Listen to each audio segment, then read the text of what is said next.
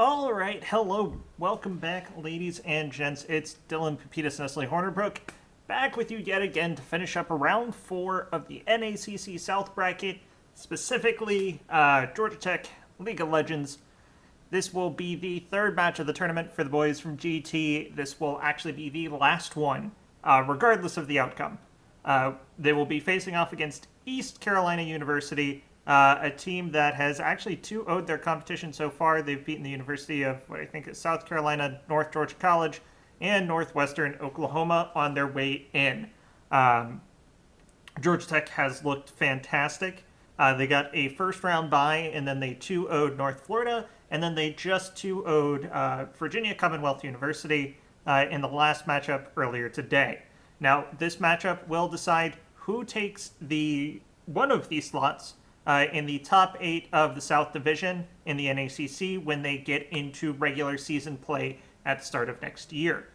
We have been following Georgia Tech all the way through. We've seen some good play. We've seen some bad play. I think the last game they played was probably the cleanest they've played out of the 4 previous games. So all signs are pointing towards this being a good series for Georgia Tech. I'm really hoping we pull it out. It will be great to get us into regular season play and the opportunity to really put Georgia Tech esports out on the forefront of the collegiate scene. Some other news that has come throughout the tournament, just in case you are a League of Legends collegiate fan as much as I am. We have seen the departure of some really good teams so far, just due to unfortunate seeding. Seeding for the tournament was done by past NACC results, leaving some very prominent dark horses out in the field without rankings. One of them being UCLA, who is now facing off against San Jose State University for a best-of-8 slot. If either of those teams are eliminated, it would be a shame. They're both very good competitors and could definitely stand a chance out in the West. And then we also saw University of Illinois at Urbana-Champaign unfortunately bow out. They forfeited against University of Maryville in a 4th round matchup that put Maryville into the top 8. For those of you that don't know Maryville, they are one of the new scholarship teams that are out there. They come together. I think they have 4 masters and 1 challenger player. They also have a full-time coach stepping in. So very much think a similar situation to how RMU was last year. Maryville does look very strong. Probably one of the reasons why Urbana-Champaign did decide to forfeit their match. I will say it is a shame to see Urbana-Champaign go. It was a team with 3 Masters players, 2 Diamonds. Really could have stood a chance to be one of the better teams in the North, but they did have to bow out. So, unfortunate circumstance. Luckily, though, going back to a matchup I was talking about earlier with San Jose State University and UCLA, it is actually not life and death for those 2 teams, specifically in the West bracket, because UBC looks to put at least 1 sister team into the top 8 on top of their regular NACC team, leaving an open slot that will force a losers round playoff to establish who will take home UBC's secondary slot.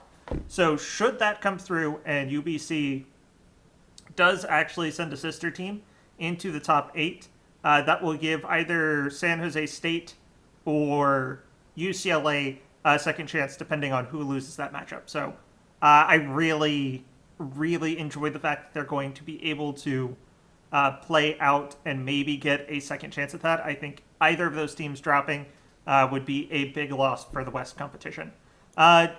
Does not look like we will see any duplicates in the South, North, or East brackets. So, unfortunately, there will be no chance at another school potentially taking home multiple slots.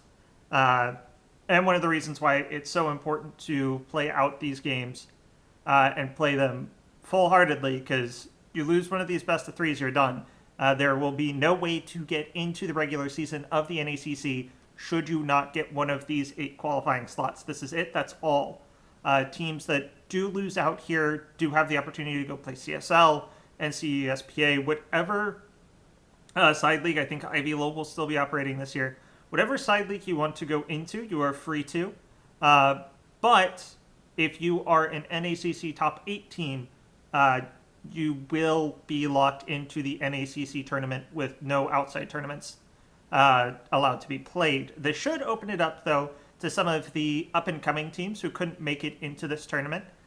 It'll give them some time in a practice area where they won't be constantly beaten down by these teams, where they can learn some of their own team play, some of their own dynamics, and get seeding in for next year's tournament. So once again, it's all for seeding, it's all for practice, and we are now going to be able to hop into the game here. Just going to make sure that, yep, okay. So let's get into game, which I am allowed to spectate. And let's look at the teams here. We will have Georgia Tech on the blue side. We will have East Carolina on the red/purple side. So for Georgia Tech, it looks like we will have, I'm going to say it's a top lane Kassadin, jungle Elise, mid lane Diana, with a Tristana Alistair bottom lane. Going against them, we will have a top lane Malphite, a jungle Lee Sin, a mid Yasuo, and then a Vayne Nautilus bottom lane. Interesting. I definitely see the, this is a perfectly set up Yasuo composition. I would say from East Carolina, you have the Malphite ultimate for a knockup. You have Lee Sin kick, which could also be a multiple person knockup. You have the Nautilus ultimate, which could be another multiple person knockup. And even Vayne's Condemn can proc a Yasuo ultimate. So every single member of the East Carolina team can set up a Yasuo ultimate, depending on how quick this Yasuo is to get it off. On the Georgia Tech side, you know, it's interesting. I would say they have really good pick potential between Elise and Diana. If someone gets stopped and Diana is post 6, everyone shy of Malphite and Nautilus will go down pretty much instantaneously, and since this is support Nautilus, even Nautilus will go down pretty easy. Diana is a really nice flex pick. It can go top, it can go mid, it's usually mid. But one of the very nice things about her is as her AP gets stronger, she actually gets beefier by way of her shield. Her shield, when you have a whole lot of AP, can add, I want to say like 500, 600 health. So not only that, because she is a melee AP champion, she's going to be putting on the Abyssal Scepter. She's going to probably go for the Hourglass, which means she's going to be building up resistances on top of having this nice AP shield that's going to be on top of her. So she's not going to go down very easy. And this Yasuo may have trouble dealing with her later on. It will be really nice for the Yasuo to have the Wind Wall to stop her Q going through. For those of you that don't play Diana very often, if she lands her Crescent Strike, her Q, and then ulties to that person, she automatically gets a cooldown on her ultimate, so she could use her ultimate a second time. Every time Q strikes and she's able to set it off with her ultimate, it's just resetting that ultimate, allowing her to move through team fights and use her ultimate multiple times for a lot of damage. When she doesn't get that reset, if he's able to stop that Q, it really almost stops the reason for her engage entirely. So now we will move on to the loading screen, which I will take the image off of. There we go. And this will be almost instantaneous. One of the nice things about being the spectator in these games is loading screens do go very, very quickly. So we will be getting in here very shortly. And yep, I'm hearing the music. I'm gonna put the emblem on and we should switch into the in-game screen here very quickly. There we go. There we go. All right, so we're all set up to go. Everybody's loading into the Rift. And yes, I was right. That Kassadin is going into the top lane. And there we go. That's all set. I'm going to assume everyone's going to the places I'm sending them. Yep. Now, I will see Nautilus. He will be, or not Nautilus, but you'll see Malphite starting off with a flask start. He's really going to try and sustain against the Kassadin coming out here from Yuke. Ooh, we are seeing red team start off full 5 on the bottom side of the map here. I expect this to mean that Malphite will be helping his jungler take the first camp. try and get level 2 before he bases and then TPs up top lane. We are seeing Yuke and Saber here. They are both starting off aggressively into the opposing team's red buff side. The opposing team seeing this, or they haven't seen this, but they are going to take a look into it. Lee Sin tries to land a Sonic Wave. Had that landed, could have been interesting, but does not land. GT does get some deep wards into ECU's territory here. Alright. And yeah, actually, they're going to get wards in on both sides. So this is going to be a rough start here for Dr. Ouchie. He is going to be seen wherever he chooses to start. Georgia Tech will have the early map movements red here. It does look like Yuke is on the bottom side of the map. He's going to be helping out Saber as Saber takes his first couple of camps. They're going to split it. Both teams actually sending their top laners here to split with their bottom lanes. Their bottom lanes will both be taking camp as well before getting into the bottom lane. Is that him? Already starting off pretty aggressively into his minion wave, punishing Yifan for not starting out in his lane early enough. Was able to get 4 of the first minions and shove into his tower, making this a little bit more difficult to get all the farm he could. It looks like the first wave will end with both of them getting 4 minions apiece. Top laners and junglers are playing together very well. Looks like the splits will be pretty even. Rice Fox and Asian Devil do hit level 2 before their opponents can reach level 2. Does not look like they want to push that. Their opponents are backing off right away. That should give a little bit of a CS lead. Yifan goes hard onto Is That Him? Is That Him? Does use the shield. Does not come out to a whole bunch. Yifan does not have Ignite, so he's not going to be able to finish it out. His jungler does pop into the lane to say hi. Is That Him? Now low on health, but it looks like he will be okay. We do see Saber posturing around the mid lane. It looks like they're going to go for an invade on the red buff. Let's see whether they can pull this off. Could be very interesting here. Very tense moment. We are going to go right here. Dr. Ouchie does get his red buff. Does not get an invade on them. Is That Him? Yifan building it up in the mid lane. And Asian Devil and Rice Fox are dominating this bottom lane. It's already a 7 CS gap right now, and it could get worse unless they really start getting some damage and CC onto Rice Fox. Rice Fox does get stunned up by Change Like Quad, but he is able to get some damage onto Digin. I think that's going to be pronounced Digin this game. Is That Him? Has already gone back to base, used his TP to get back. He's got himself a second Doran's Ring. He is going to force his lane opponent to get back to base as well. Yuke, a little low on health, but he's got 4 pots left to go before he is out of health, so look for him to continue to trade quite well here. Is That Him using his shield there to tank up a tower hit as he clears out the wave. Looks like a solid push for Is That Him in the mid lane. He looks to punish his lane opponent for backing and not having the teleport. Once again, I want to point out that Yifan did take Barrier into the mid lane here, clearly worried about the assassination potential of Is That Him. Asian Devil goes in, lands the knockup. Will they be able to get a Cocoon? The Cocoon will not land and stop Change Le Quad. So nothing comes out of the gank down bottom except for, did they get a summoner? They got the Nautilus Flash. So Nautilus Flash is down, but they were not able to burn any of the summoners off of the vein. So not a perfect engagement, but at least something. It was very interesting to see Asian Devil go in for the headbutt, pulverize, and then instantly get condemned out. I'm sure that was a bummer for him. Speaking of him, Is That Him? Still doing very well. He's up 10 CS. We're seeing Rice Fox up 12 CS right now, and Yuke already up 7 CS.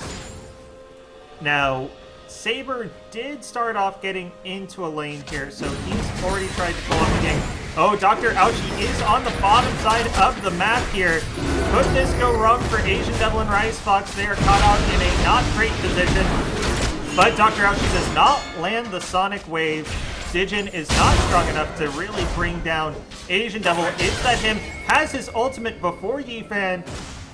Does not choose to go in and use it. He knew the barrier was still there and was not about to get barrier baited under turret with a Yasuo. So credit to Is That Him for having a cooler head than I did. I was ready for the all-in. I was like, yeah, do it, but he doesn't. And it's smart, because he's a smarter player than I am. Is That Him still pushing under turret? He's waiting. Is That Him is waiting in the wings, looking for the go time sign. It is go time. Oh! Saber does not land the cocoon. Here comes the Malphite in from the side. A perfectly set up ulti combo, but Saber is able to get up. But it is a Yasuo. Yasuo dashes through the minion line. Yuke now here, he can get through unabated. He has the Rift Walk. Is he able to use it? No. First blood over to ECU. That was a full lockdown gank from the Malphite. I'm surprised. That was an aggressive concession there. But not only were they able to get a kill, they actually burned Yuke's teleport, and he has not been able to base yet. So whenever he goes back to base, he is going to have to walk all the way down there. This also sets up ECU for a potential early dragon, if they so choose to. And that dragon would be a man advantage for them, as they would have the teleport ready to go. Maybe Georgia Tech puts out the dragon alarm right now, send Yuke down there immediately. No, Yuke is going back up top lane. He will not be able to be there in a fight. This means Georgia Tech will have to get a kill in order to take the dragon. They cannot take it out on the sheer force of numbers alone. They are still up in gold, however. That kill did not give ECU a gold lead, as the CS is just so much in Georgia Tech's advantage in the mid lane and in the bottom lane. Almost at 25 in the bot and just a little over 20 in the mid. So small gold lead here for Georgia Tech as they try to hold on to it. First blood not going their way was a bit of a setback, but overall nothing too severe. They do have a good late scaling comp with the Diana, with the Kassadin, and with the Tristana. Could match up very well against this team with the Vayne and the Yasuo. Now, one of the hard things here for... Oh! Vayne lands. There's the ultimate coming out from Nautilus, but I do see Vayne going very low. Could be saved by the Lee Sin shield. Rice Fox trying to get away from Dr. Ouchie and change the quad. Asian Devil not in a great spot. He does get kicked. He's going to have to ulti to try and stay alive, but will the ulti last long enough? No, Digin is able to pick up a kill. So, another well-timed intervention here by Dr. Ouchie. He has been at the right place at the right time twice this game. He's picked up 2 assists. He's gotten kills onto the Vayne, onto the Yasuo, things that would be desperately needed here for ECU as they continue to play along this game. Is That Him? He's going to be hit. He's going to be knocked up. This is actually just going to be a trade. Yasuo's ultimate, really, not too ultimate-y. The cooldown is relatively low. As you can see, he's already well on a way to a quarter cooldown. He will be able to get that back up again. Just a good, solid damage pool right now in the lane trades. Is That Him trying to use his CS advantage? Hasn't really been able to get it into a solid item advantage. The kill Yasuo was able to get earlier has helped him out, has got him that Avarice Blade, which will help him farm, will now give him more gold. And yep, good wall there, blocks the Q out. Malphite still hanging tough against Yuke here. Yuke going with a much slower scaling top laner. Not a bully like, say, his Renekton, which could have really... I think it could have been a good addition into this team. I don't see a lot of real early game potential outside of the Elise, which hasn't been too fruitful this game. Saber has already given an early death over to the opposing team, and ECU has really sat for the counter ganks here. They were sitting in that push for a long time. Rice Fox now does have I'd say a pretty decent advantage. I would take Tristana with a BF sword above non-Blade of the Rune King Vayne. Vayne does have the parts of it, so the Bilgewater Cutlass is there, the recurve bow is there, so her trading potential isn't poor, but I just think the damage off of Rice Fox right now is just too high to really risk it. But see Dr. Ouchie already on the bottom side of the map. He knows that Georgia Tech wants to push this lane while they have the BF sword advantage. They don't know what the warding situation is down bottom, and I think that's causing them to be a little too cautious. Also, ECU really kind of freezes the wave over at their tower. Nice to see the pink ward trio here on the bottom side in between mid and dragon here for Georgia Tech. They really have taken control of vision in that area. You can see it. It's this nice little triangle right here. It really is going to make it difficult for Lee Sin to get into that mid lane again. But here comes Lee Sin. Asian Devil not in quite the right space that he would want to be in. The Condemn will land, but he's got his ultimate on. He's negating a lot of the damage. Here comes Yuke trying to get some of the damage through. Yuke will actually have his teleport canceled. Malphite used the ultimate to stop Kassadin from getting into the bottom lane. Is that him still had his teleport available, could have made it down into that bottom lane, but has chosen not to use it. He is actually going to take on the Yasuo.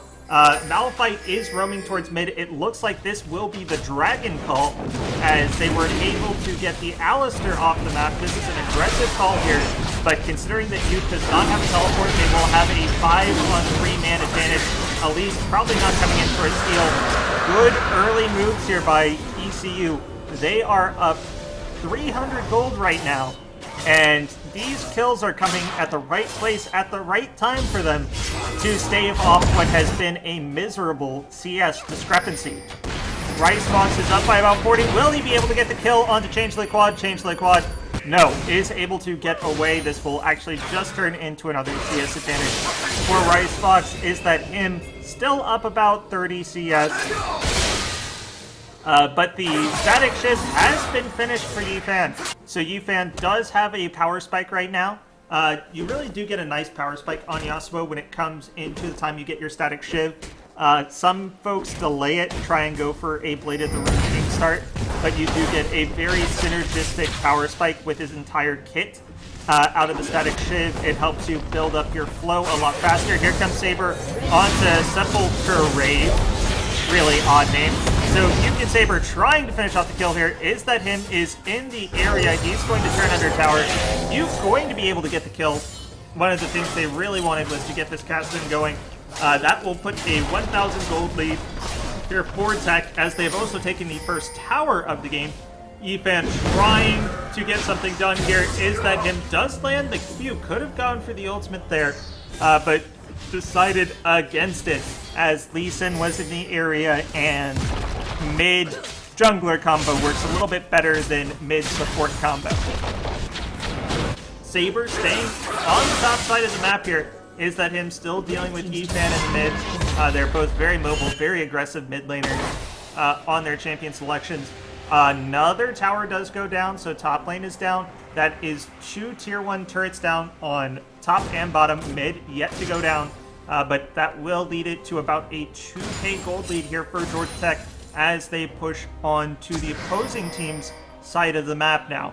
The key here for Georgia Tech is they're going to want to start getting some deep wards into that top-bottom side of ECU's jungle. The ward line that they've had now is nice, but it is no longer sufficient at actually getting the vision that they need to push further. One of the great keys, if you really want to learn how to help yourself out in solo queue and how to win games very effectively, a lot of people hear warding is important, but that doesn't really do justice to what it means. When somebody says warding is important, it means moving your wards to where you need vision is important. Okay, we have Yuke and Saber here on Sepulchre Rave. He is going to just run away into the bush, but there is so much damage in between those two. You see that Saber has gone with the Rune Glaive enchantment here, and not the Cinder Hulk.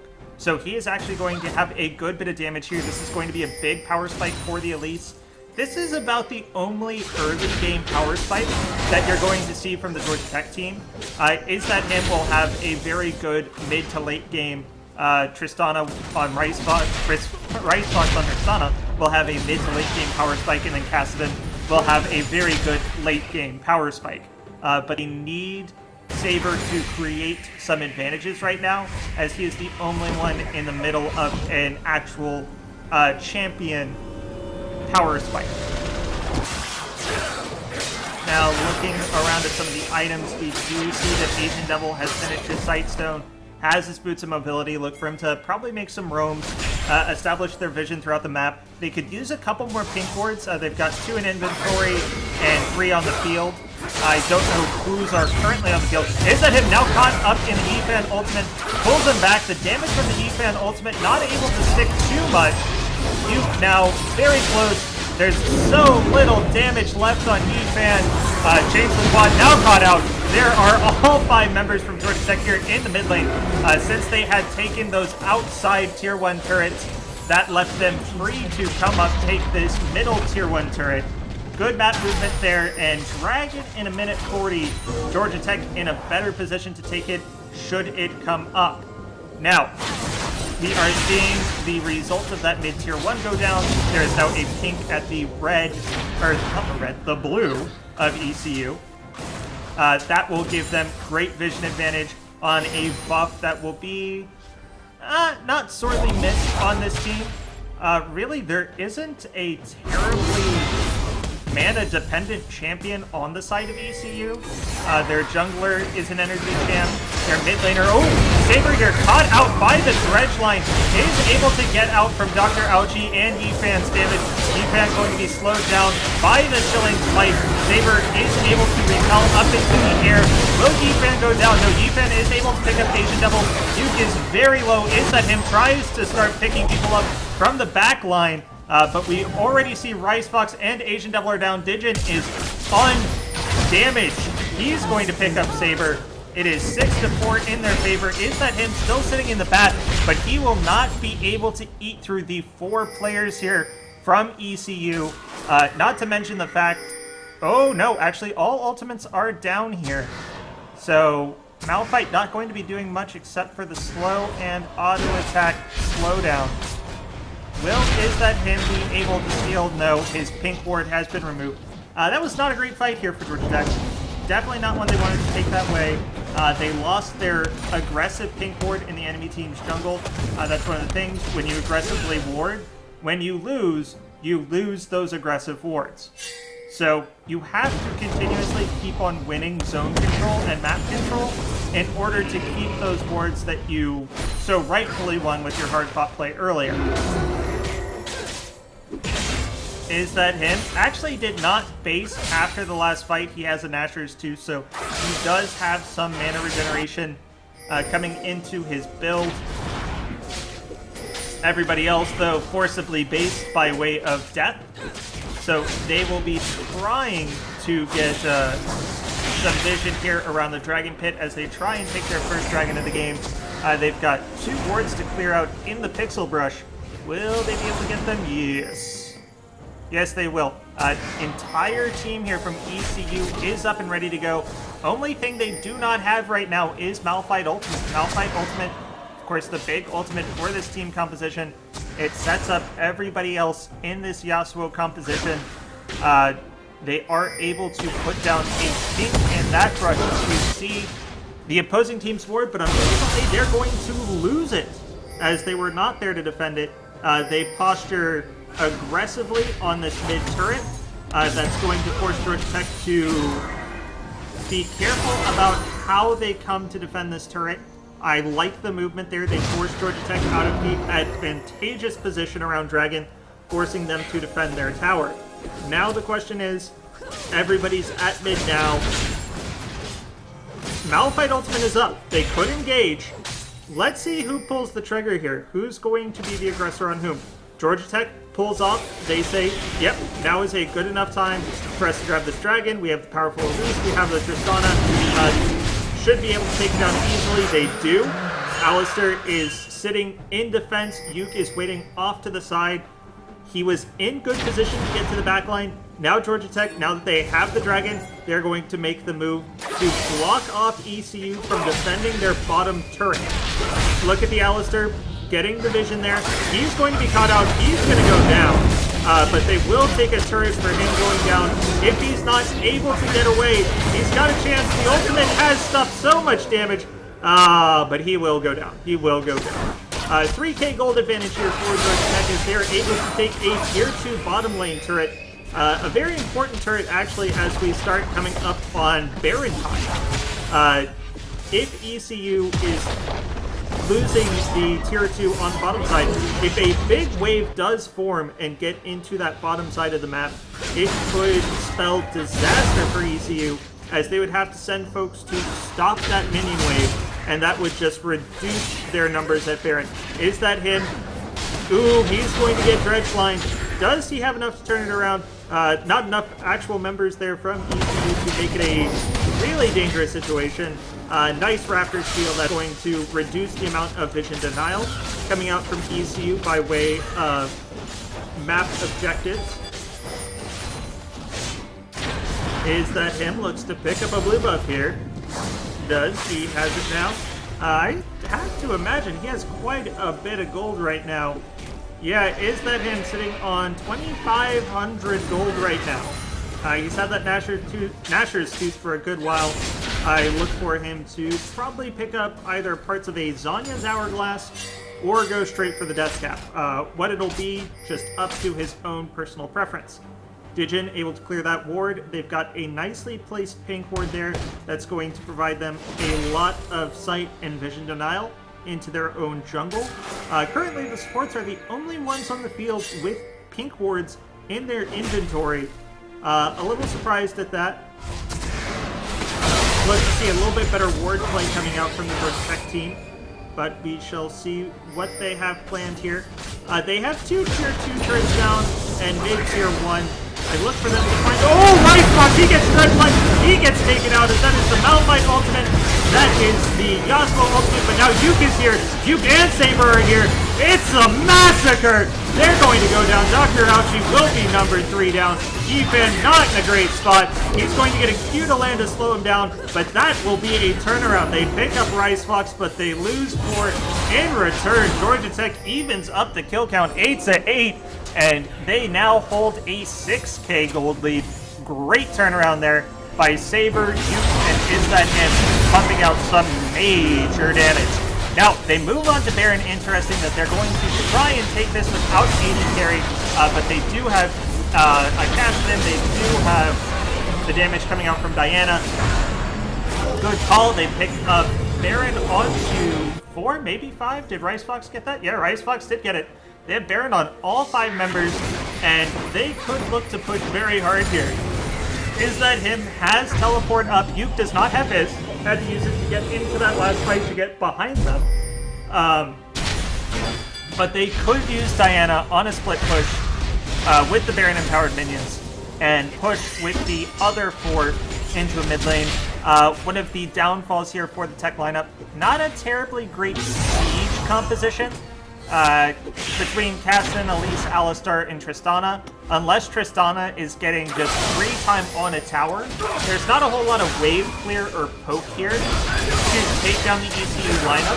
If they fall up as 5, they can defend quite easily. Yifan, uses the ultimate here. They're going to go on to Asian Devil, who's going to walk into the enemy team. Tries to headbutt Yifan out, but there is no one there to take care of him. Yifan throws out the Q Tornado. He is able to survive. Yuke able to take him out. Yifan is down. Changeslave Quad goes down to Is That Him and Ricefox's damage. It is now 2 people down for ECU. Georgia Tech pushing in the mid lane with the Baron empowered minions. This is the time where Tristana just has free time and a tower. She's going to take that out. I look for this to probably be an inhib turret here, as there are only 3 left to defend the inhib turret here for ECU. Ricefox able to get quite a few autos and the E out on the turret. Turret is down. Now they move on to the inhibitor. This could be a base crack here for Georgia Tech. Great Baron push here. Really good play. I thought Asian Devil might have been caught there, but he was able to use his ultimate to turn around that fight. He was able to hit Yifan out. Yifan couldn't go straight back to his team. He actually went around into his jungle, which isolated him enough for you to find him. Now, Dragon has 44 seconds on it. Georgia Tech cannot grab it straight out. They are going to have to ward up now and hope that they can use their Baron-empowered recalls to get enough time to come back, get their wards back on. Yifan able to... he's going to pick up Grump. It's going to be a little bit more difficult since Grump chose to reset himself. But Georgia Tech is pushing. Mid lane will now push very hard with the super minions in there. The top and bottom side both had waves pushing in onto ECU's side. Digin is on the top side of the map right now. No teleport, of course, on that AD carry, leaving it a pretty easy dragon here for Georgia Tech. They will pick up dragon number 2. They already have a 10k gold lead. Now they have the dragon advantage and the tower advantage. It's going to be a hard fight here for ECU to fend off Georgia Tech in the Siege game. I said that Georgia Tech doesn't have a great Siege team, which is true. But also true on the other side of the coin is the fact that ECU does not have a great dump. Oh, Digin finds Yuke. Well, actually, Yuke found Digin, and Yuke is going to kill Digin. Digin goes down. Tried to pop the ultimate, tried to duel him out. Actually did get a good condemn there, but it was all for naught, as Yuke is just too big right now. He's got his Rod of Ages, he's got his Death Cap, and it looks like he's building second Death Cap, if that's a thing. I guess it could be a thing, why not? Sepulchre Rave goes on to Asian Devil. Ooh, is that him? Does land a good Q onto the Yasuo, pop his shield. And let's see. Well, Yuke does have his teleport. It looks like he was waiting at base, maybe hoping to get some form of entrance there with the teleport, but it looks like he is actually just going to go pick up blue buff and run to either top or wherever his teammates choose to go. Is that him in the enemy team space trying to pull their attention away from this bottom side tower, try and build up some free time for Tristana to get some damage on the turret? Change the quad goes in. They were able to get the Nautilus ultimate onto Rizebox. Yifan goes in with the ultimate up to Rave. Now has used his ultimate. Oh, but he misses. Yuke dodges the Malphite ult with his ultimate. Asian Devil so low. Yuke so low. Is that him? Now the next one to dive in, trying to use the Zanya's Hourglass to tank the turret. Saber able to pick one up on the backside. It is a double for Is That Him. Could it be a triple? It doesn't look like it. Ricefox is going to be able to dodge out the turret damage as Nautilus tried to pull him under, but it is now a Nautilus defending against a 3-man push. I think this is going to be the game, folks. Ricefox trying to put out the damage. They have avoided the tower aggro. Change the quad, trying to finish off Is That Him. Is That Him does not have enough mana to get his shield out. They will have to back off, but they do lose an inhibitor turret, but they didn't lose a multiple inhibitor. It could have been worse. That Nautilus surviving was the thing that saved them right there. So, Ricefox tries to base, realizes he's sitting on top of a pink ward. Actually, a pretty long-lasting pink ward. That pink ward wins the Worth Award for me.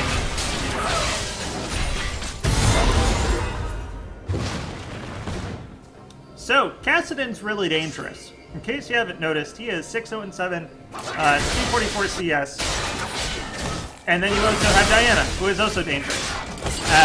7-0-4, has finished the Zanya's Hourglass, has the Death Cap, has the Master Suit. Q gets denied here by Yifan. Everybody packing onto the Alistair. I do not know what is up with East Carolina, but they really want Asian Devil down. Apparently, his support play is just so crucial to the team in their mind that should he go down, no one's going to pick up that slack.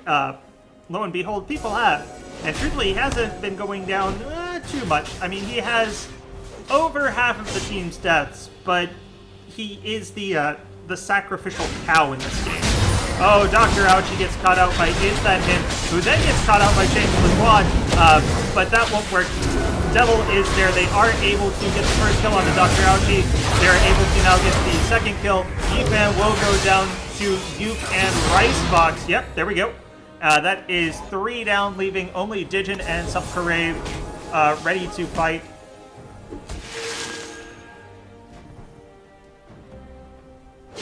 I don't know. Is it Sepulchre Avenue? Maybe.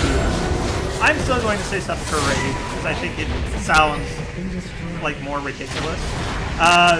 Inhib down. This is going to be the last Nexus turret. This is going to be the Nexus. This is going to be game 1 over to Georgia Tech in this Best of 3 series. Game award. I'm going to give it to you. 7-0-7 on the Kassadin. I know 9-0-4 from Is That Him is also very impressive, but I'm just giving this on a kill participation award. 14 kills participated on versus 13.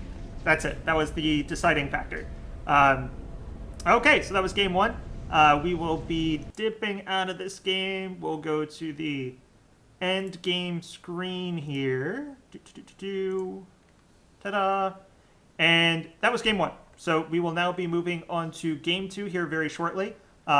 Just so everybody understands the circumstance, if Georgia Tech does win this next game, they make it into the top 8 of the South for the NACC and qualify for the regular season. So very exciting times for them. Really, what we saw in that game was Georgia Tech did not have a stellar early game. While they were very far ahead in lanes and CS, they did allow the first 3 kills on the board without answering with one of their own. Some really well-timed counter ganks by Dr. Ouchie did set up their teammates to succeed. Unfortunately, the lane discrepancies in CS kind of nullified that. And when it came out to warding and later team fights, Georgia Tech just won clearly. You saw a lot of focus being put onto putting Ricefox down. Unfortunately, for the team from ECU, this was not a Jugger Jinx composition. This was a team that had very spread out damage, and once Ricefox was down, they had almost nothing left to deal with the dual threat of Diana and Kassadin. And then also you had an Elise that built very damage heavy. Runeglaive had a Rylai's Crystal Scepter building into Azanya's Hourglass. There was a whole lot of damage going out there. There was also a lot of cooldowns being wasted onto Asian Devil. Throwing a lot of your damage onto an Alistair never really helps. So, they are getting into the next round. We will be getting the next game up to you shortly as soon as they have actually gotten into game. So, saying they're in Champion Select right now. I'm going to put down the mic, get some water, and I will be right back.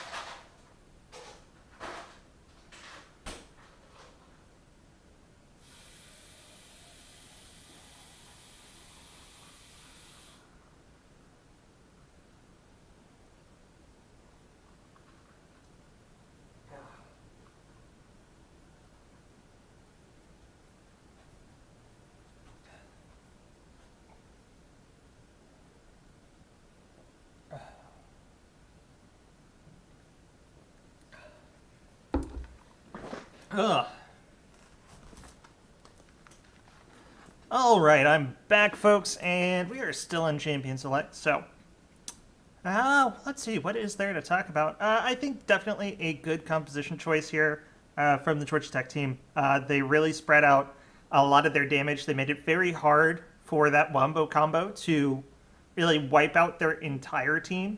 And in fact, because so much of this was focused onto Ricefox, it left the rest of the team free to operate, so that left Diana and Kassadin a lot of room to move throughout the team fight. They were able to get onto the back line, onto the squishies, and really blow them up. I do have to say I'm a little worried about Rice Fox's positioning. He ate quite a few dredge lines, which is a pretty... it's a pretty forecasted move.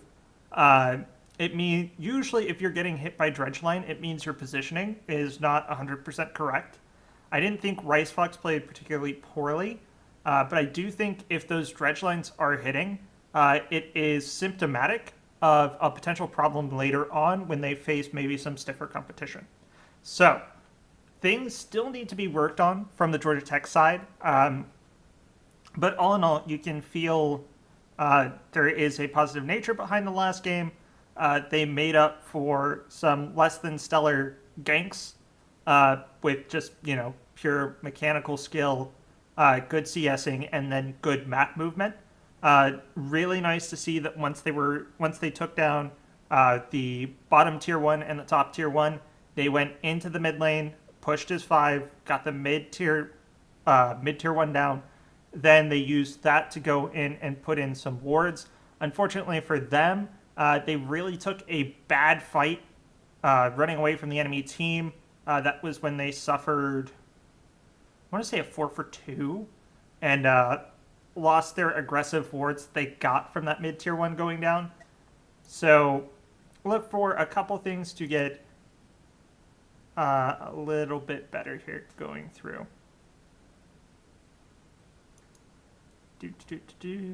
All right.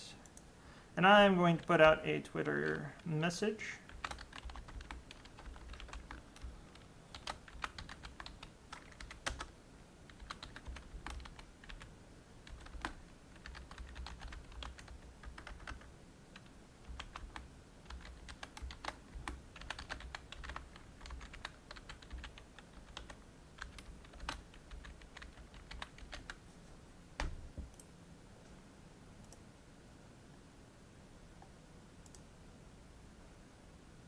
They are still in Champ Select.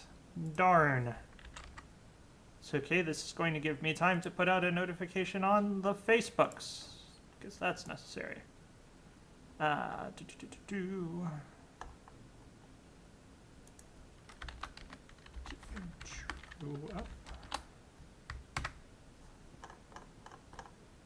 There we go. And I should probably be...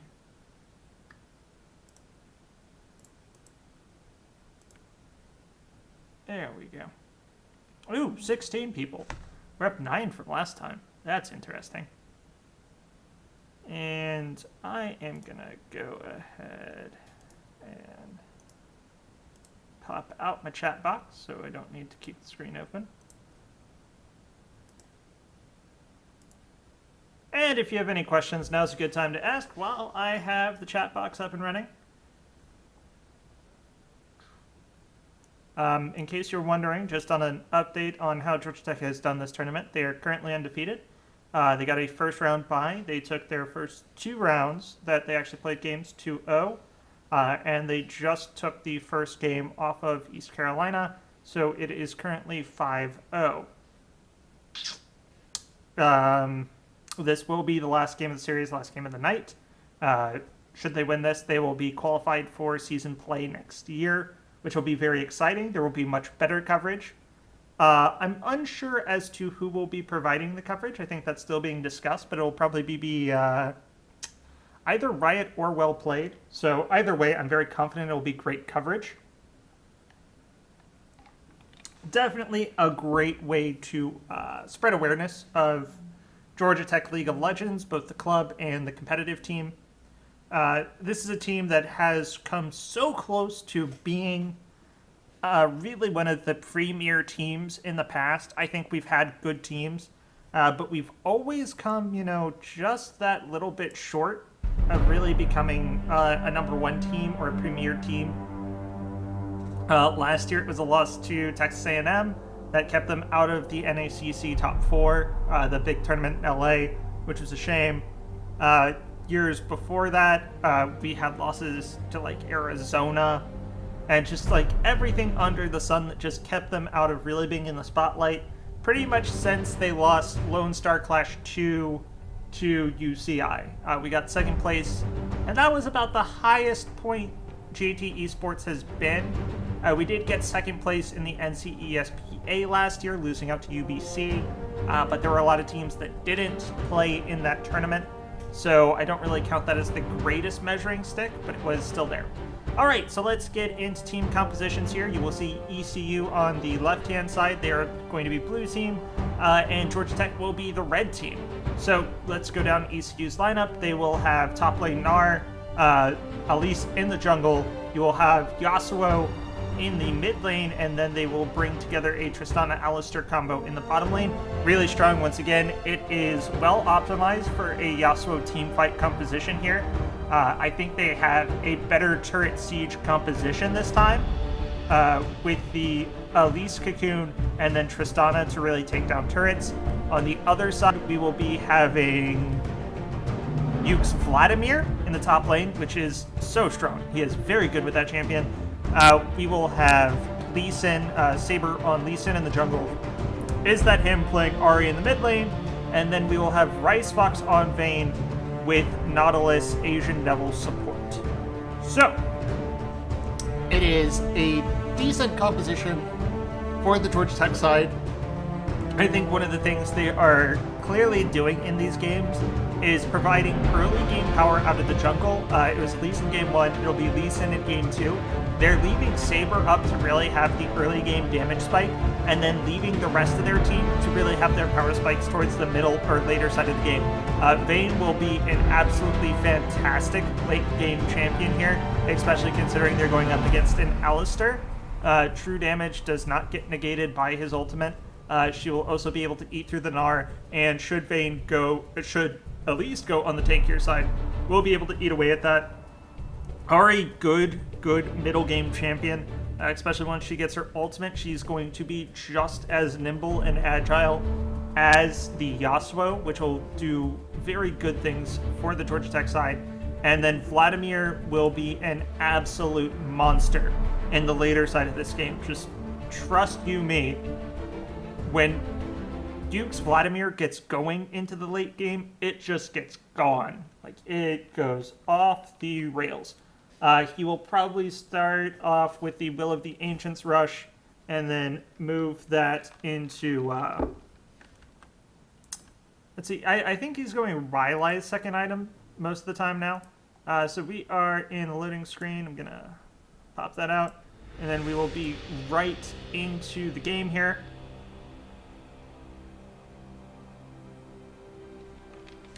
Apologies if I go silent every once in a while. I'm trying to keep water in my throat right now. This will be my 4th game of the day on solo casting, so throat gets pretty parched by the end of the day. But we'll finish this one out. Hopefully this will be the last one, and I will be able to rest up my throat from there. So, waiting for... There we go. Now it's on optimized camera. Had to get my... cursor off the side of the map, which it was moving the camera to the bottom left-hand side and just continually kept on doing that, negating the fact that I wanted to go back to directed camera. If, in case you are wondering, yes, I am using directed camera the entire game, personally, because directing the camera while you're by yourself is extremely difficult and yields very little positive results from it. I would just constantly be wondering whether I'm in the right place at the time. So, I'd rather use directed camera, just cast what it is showing, rather than trying to direct it. It also, leaves me a little less blame. Like, if I miss a kill or something, guess what? It's not my fault, it's directed camera. Exactly the way I want to do this, where I'm, have as little blame for being a very poor camera director as possible. Trust me, camera direction is nerve-wracking. It is awful. So let's look at some of the items coming out here. We once again, I think this is a little different. Yasuo will start this game off with a Doran Shield. A little bit of an interesting start there. Everything else, pretty normal. Vladimir, of course, will start Doran's Shield. Not a mana user, so no reason for Doran's Ring. And actually, because of the health gain on it, he will also gain a little bit of AP on the side. Is that him moving in to get an early push into his lane? Yasuo probably did not start Windwall, so... Yep, he did not start Windwall, so he has no way to negate an early push with the Windwall. Duke and Saber starting out the jungle camp here. Duke, of course, tanking the damage because he will base once they are done. That will leave Saber very healthy, getting into his later clear. Asian Devil and Rice Fox pushing down. They are level 2. Didn't get caught with the dredge line. Change the quad with a good headbutt, saving his lane partner from going down. Digin not trading very effectively against Rice Fox.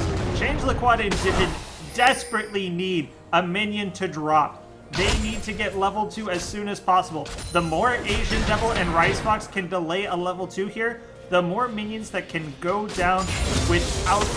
there we go. So it is now level 2. Change the quad, gets the headbutt pulse combo. Tristana ideally probably either gets sleep or her quick shot ability. I'm not actually sure. It's like rocket shot or something. Her Q that gives her, increased attack speed. We do see Elise working the way mid. Looks like she's just going there as kind of a detour, not really going there to purposefully gank. Saber doing very well on his early clear. He has had to use both of his spots to get through, but he has cleared. The red buff, is that him? Ooh, taking a half health. Did take a good chunk of damage there. Now Rice Fox still dealing with Digin very well. His trading has been on point. We do see Saber here is in towards the mid. Will he try and interrupt Elise's blue? Looks like it. Not able to get there fast enough. He is going to fight Dr. Ouchie. Dr. Ouchie, I don't think has the repel. Does have his flash. He's going to have to flash out of it, though. And I think a good first exchange there for Saber and for Is That Him. They were able to get the flash down off the enemy team's jungler. Oh, Rice Fox does take a good bit of damage, especially with Digin putting the E on him to explode later. So Rice Fox not in the best spot after that trade. One of the very nice things about the Tristana Alistar lane right here is you can kind of take a couple of bad trades because you're going to have the Alistar heals coming in. E-Fan going in on Is That Him. It's a nice trade. I gotta say, E-Fan does a pretty good job keeping up with the farm from Is That Him. He's actually up 1 right now, so that's a nice beginning. Is That Him pretty low here. I'm a little surprised that E-Fan decided to go barrier again here. He came very close to taking out Is That Him a couple of times last game, where I felt an Ignite really could have served him a lot better than the barrier. But he has gone barrier yet again. Duke pressuring Sepulchre Ray. He is just not letting him have any fun in this top lane, constantly wearing him out. I think Sepulchre Ray only has, he has 1 pot left over. Duke has 4. So the sustain game and the health game clearly on Duke's side here. He's up 10 CS. He's going to get his ulti first, which is a big point of contestation in the lane between a Gnar and a Vladimir. Vladimir getting that ulti gives him a lot of power.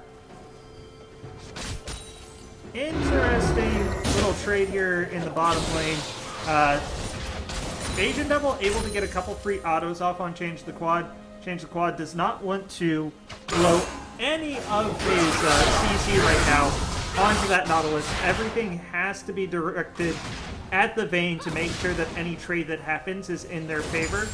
They can make up for it a little bit, but also notice that Digin is pushing the wave very hard due to the explosive shot of Tristana. It's kind of one of the downfalls of Tristana. You're not able to freeze the wave super effectively unless you have really good mechanics and know how to guide minions out of certain areas and out of certain positions. You will push irregardless. Ooh, Ethan does take not a whole lot of damage. Change the Quad does take an auto, but overall nothing too much. Asian Devil still pretty dang healthy. Sepulchre Rave looks like he is going to have to surrender back to his turret, trying to get Dr. Ouchie involved here, but now does have his ultimate. So 6s all around here. Saber here gets on Yifan. Yifan holds the wind wall. So since he held the wind wall, no chance for Is That Him to throw out the charm. Yep, there we go. Is That Him throws out all of the damage there, all the CC. Dr. Ouchie is now here. Will they be able to get something lined up? No, the minion wave gets there, I feel, a little too early. Saber able to save his teammate. Saber able to get the first blood. There was a teleport there, but Sepulchre Rave and Duke both showed up. Now Is That Him shows up. He had the green orb. He had the potential heal there, but it will not go through. Dr. Ouchie will not get Saber. Saber picks up 2. It is still a 2-for-1 trade and a first blood, but this is going to be Lee Sin and the early game power spike. Digit, oh, he's going to get condemned up, but a good headbutt pulp comp will save Digin, as they did not have the level 6 to answer Asian Devil and Rice Fox. Asian Devil, of course, as soon as he hit level 6, he pulled the trigger, tried to get the fight in, but it did not. They were not able to finish. And if you don't finish a kill more often than not, you've wasted something pretty valuable in return. So, the valuable thing here, of course, being the fact that they lost the Nautilus ultimate, which can be an automatic trade winner in some fights. So, looking at first items to come out here, we see a Spectre's Cowl on the Gnar here. He's down 14 CS, and he's going to be fighting a Revolver start here by Yuke. Yuke is now just... You're not going to be able to remove him from the lane. He's going to sustain too well. You're either going to have to flat out kill him, or force him to be somewhere else, because natural poking will not do enough anymore. Saber just runs into the bottom lane. I'm unsure whether that was really an orchestrated gank or not.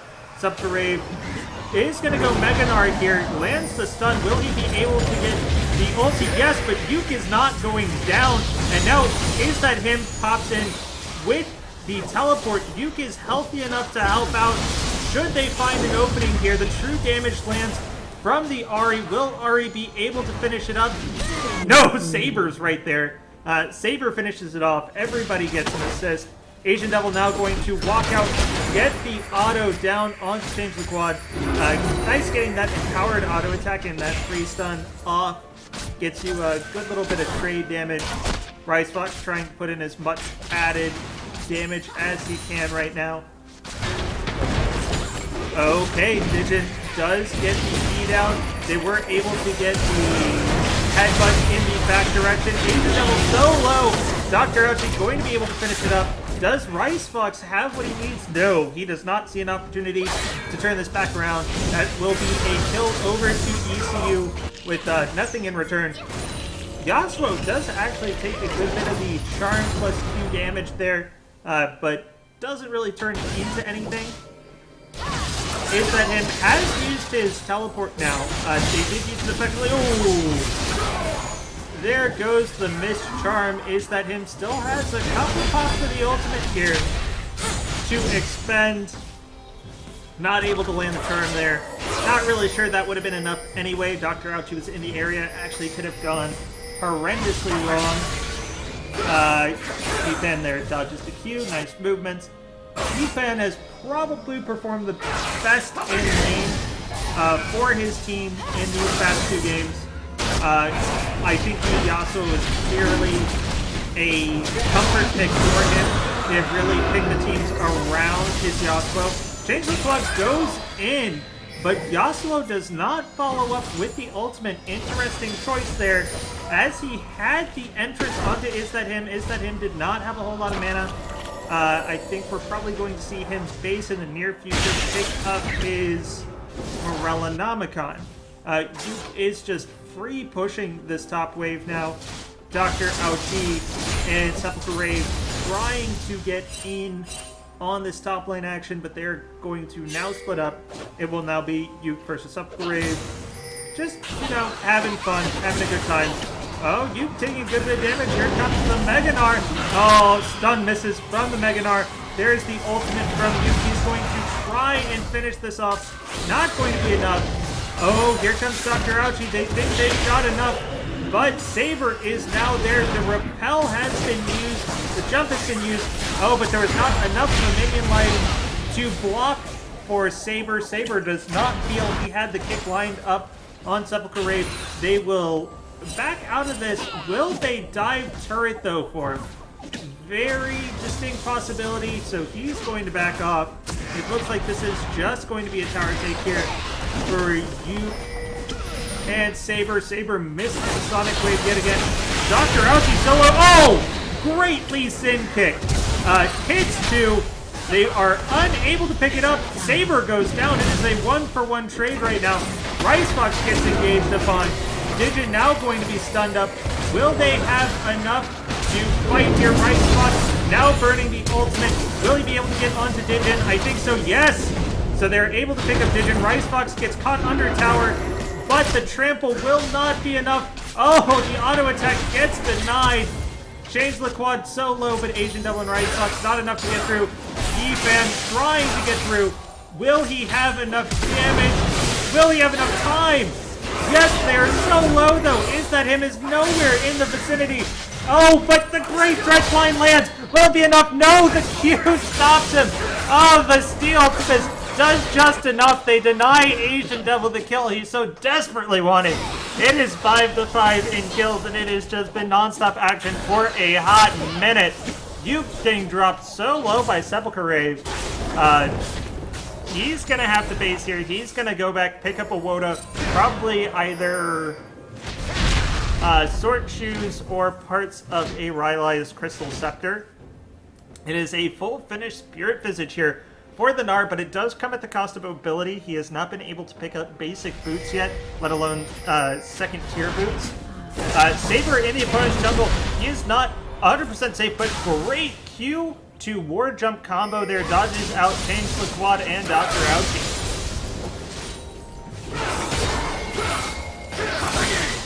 Oh, Yifan goes in, but Saber is there for the counter. The kick once again onto the charging Dr. Ouchie. Is that him able to pick up the kill? Now Saber caught with Yifan. There were 4 members of ECU there. They lose one against the 3 dedicated here from Georgia Tech. Yukin Sepulchre Rave still in the top lane. Rice Fox unmoved from that bottom lane. So, GT goes 3 against 4, takes a kill, and gets a larger CS advantage on their bottom lane. Now, here comes Change the Quad from the backside. They are going to try and capitalize on the 2v1 situation. Rice Fox does not find the opportunity to, well, he had the opportunity to condemn, makes the conscious choice of not condemning into the wall. Once again, you don't really want to blow a lot of your CC on an Alistar who has ulti. It just means ultimately you're not going to be able to get that kill, especially alone, especially 2v1.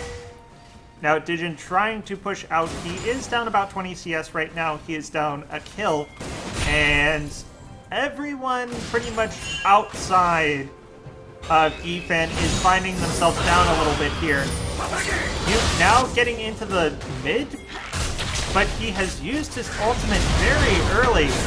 Oh, Dr. Ouchie now not in a great position. You're going to see the Nautilus ultimate going to come in, but Change the Quad is sacrificing himself. The Lee Sin kick does actually hit up Digin.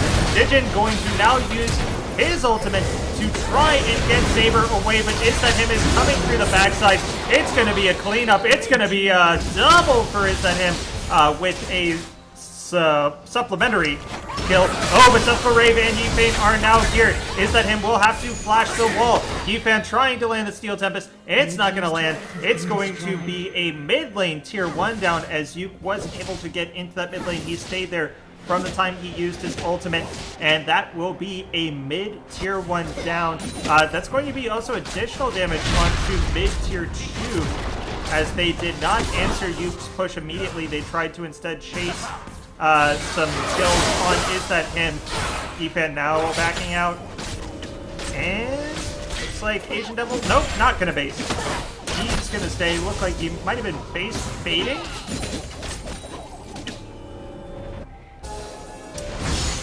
Either way, oh, Yifan has Charm land on him. Duke now coming in. Will he be able to pick anything up? No, he's got 2 members following him up. He will now actually aggress. And he's got very low. That was a poor decision. He walked straight in. He actually ended up eating fatal damage there as Duke was able to put the last ticker on him. I don't think he thought it was fatal, but it was. Asian Devil now getting thrown into the enemy team, but Saber is there landing a great kick, knocking up Dr. Ouchie. They are able to pick up Asian Devil in response, but Dr. Ouchie goes down to Rice Fox. Duke, and is that him, now chasing down Sepulchre Rave, and change the quad. The Dragon is now Georgia Tech's. They are up 6k gold. They now have 2 dragons and 2 towers. It looks like Rice Fox will go into that bottom lane. Will definitely try and take a change in the quad. Takes enough damage that Saber is able to chase him down, land the Sonic Wave, and get the assassination credit. Another smite there comes out from Saber. Looks like he maybe wanted to fight that one, but backs out of it eventually. I like the choice here of the red jungle item from Saber. I'm not sure whether he chose this in the last game as well. I think he got Chilling Smite last time. This time he's taking the Challenging Smite, essentially reducing the kill potential of one player on the enemy team as he tries to duel that champion. This was very good whether he gets caught in a 1v1 with Elise or getting a 1v1 with the Yasuo. He's able to negate some of the damage coming through from his opponent on top of getting true damage on hit on whoever he selects. So, nice bit of item buy and item set optimization. Is that him trying to get onto the Sepulchre Rave? He is able to just jump away out of it. Yuke now here to push. It is 4 in the mid lane here for GT. Alistar had already started rotating down to the bottom. All they have is the Yasuo. There's not a whole lot here to help them hold the turret. Coming at GT from multiple angles here is not going to work great. They will not have a Meganar. James the Quad tries to go in. He has to use ultimate. He's already used Headbutt Bolt. Asian Devil trying to stop Defan from getting into the backline here. Duke able to drop the ultimate and drop the hammer. They take out Dr. Ouchie super quick. Sepulchre Rave already out of it. Rice Fox still not even budging from that top lane. Oh, Defan. He's going to have the Dredge line land on him. Saber going to throw a kick out. They are able to take out Change the Quad. So pushing 4 people, they have been able to get kill Sepulchre Avenue down. Wow, this 4-man team from GT has already taken out 3 folks from the 5-man squad of ECU. Division dropped so low. Saber getting in there. Rice Fox has just been sitting in this bottom lane the entire time, not even caring. Yifan takes a good bit of damage. Dr. Ouchie takes a good bit of damage. Now Saber will jump on the other side of this turret. Yeah, oh, nice. Styles on him. Uses his Q to get to the minion, then uses that distance to then jump to Rice Fox, essentially getting double the distance of the dash for no penalty. Let's see, GT is now up 11.5 gold, 11.5k gold, not just 11.5. They're up 6 turrets to none, they're up 2 dragons to none.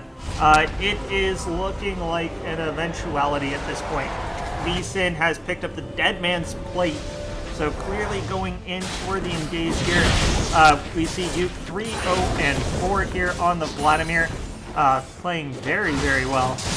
And we have Is That Him? 4, 1, and 6 right now. Definitely feeling pretty good. He has pulled ahead of his opposing mid laner, as Yifan has not been able to really get the support from his teammates to help set up kills or any sort of wombo combo. Right now they're too far behind in gold for me to feel that even a 5-man Meganar could put them back in this game. In fact, since Sepulchre Rave just threw himself out there, they might be able to pick up in a double here. A good ultimate by Yifan locks up 4, but the damage and the items, they're just too severe. Georgia Tech will run through ECU right now, and they do it. It is 5-4-0 ace Not even a single blinking red right now. That is going to be a 4-0 surrender. That will be the game. And that will be the tournament here for Georgia Tech. Claps all around for the guys. This has been a 3-0 run for the tournament with a bye in the first round, moving them past the fourth round. They will make the regular season of the inaugural NACC season. So, big kudos to these guys. This is a big accomplishment. This will be the biggest collegiate League of Legends tournament that we've ever seen. Definitely some great coverage coming out of it. So if you're a Georgia Tech esports fan, this is great news. This is a great result for the team. And once again, I've harped on it this tournament, but it is wonderful that they spread their gold income so well. Just look at this. They had 4 people within 1,000 gold of each other. Uke took on 9.3k. You had Is That Him at 9.1. You had Rice Fox at 9. And you even had Saber pop up at 8.4. And by the way, MVP of this game does go over to Saber. He's had his questionable games this tournament, but this was a fantastic Lee Sin performance. Definitely saw marked improvement in his temperament and his itemization choice here. He takes it home at 7-1-8. Great spot for him. It was a nice attempt by ECU. They clearly had some good moves in the early game. I give a lot of credit to Dr. Ouchie being in the right place at the right time. But they do have to work on their in-lane CS trades. They got some early kills, but due to the fact that they were digging themselves into a CS hole every time, I really hope that they can, polish up their in-lane mechanics and maybe stop depending on Yifan for their entire comp existence. I felt a lot of it was forced on helping Yifan's Yasuo earn its early priority. It didn't really help out, and maybe if they had more compositional diversity, they could come out with maybe a more impressive result. So, all in all, that will be the end of the tournament, ladies and gentlemen. I have enjoyed casting it for you. I hope you've had a good time watching. And have a good night, folks. I will see you